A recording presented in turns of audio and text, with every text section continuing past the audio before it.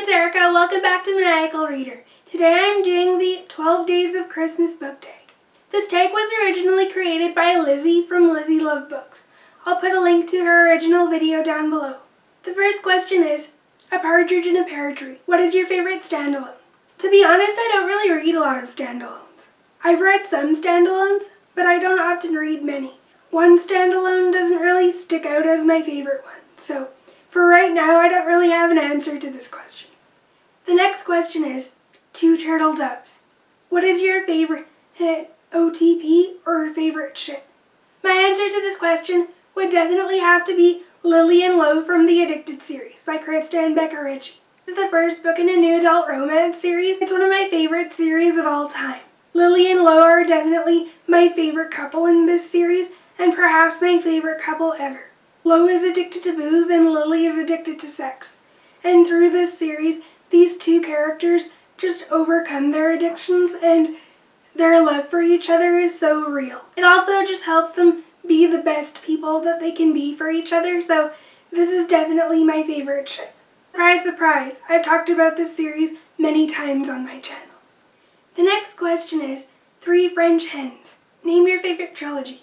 I haven't read that many trilogies, but one trilogy I really like is the Trilogy by Amanda Hocking. Switched is the first book in a YA paranormal fantasy series about trolls. So, Switched is the first book, Torn is the second book, and Ascend is the third book. I actually recently reread the trilogy this month, so you'll hear more of my thoughts on the trilogy in my December wrap-up. It's a really great trilogy, and I'm glad I reread it. The next question is, 4 birds calling. Name your favorite fictional beast or creature. My favorite fictional creature is vampires. The next question is, 5 golden rings. Show us 5 golden books. The first book that I'm showing you is City of Bones by Cassandra Clare. As you can probably tell, the spine of this book has a lot of gold in it, and this book probably has the most gold out of all the books in the series, so that's why I'm choosing this book.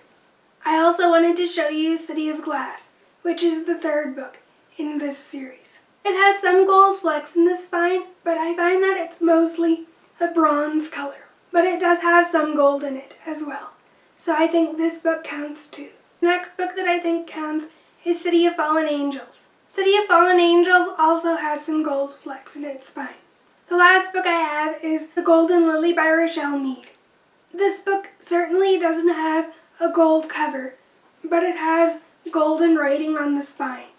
The next question is, a rotten egg. What is your least favorite book? I actually have 2 answers for this question. The first one being Up in Flames by Abby Glines. This is a new adult romance book, and it's one of the books in her Rosemary Beach series. I only gave this book 2 out of 5 stars. I was expecting more from this book, and unfortunately I was disappointed. The relationship in this book hardly had any development at all, and it was mostly just sexual. I didn't really feel that this romance was genuine. And the second book I'm choosing for this question is Allegiant by Veronica Roth.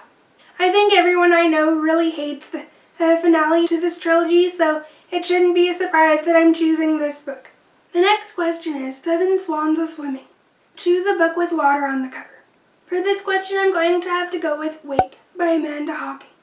The next question is 8 Maids a-Milking. What fictional food do you wish you could taste? The fictional food that I'd like to taste is Fizz Light. This is a soda or an energy drink that's featured in the Addicted series.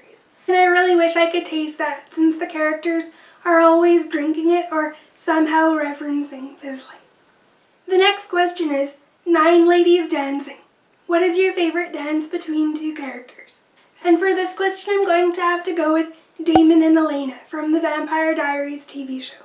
These characters dance really well together, and I really love them as a couple. You could tell that there's chemistry between these characters when they dance, and they dance really well together. The next question is 10 Lords a-Leaping. Choose your favorite book-to-movie adaptation.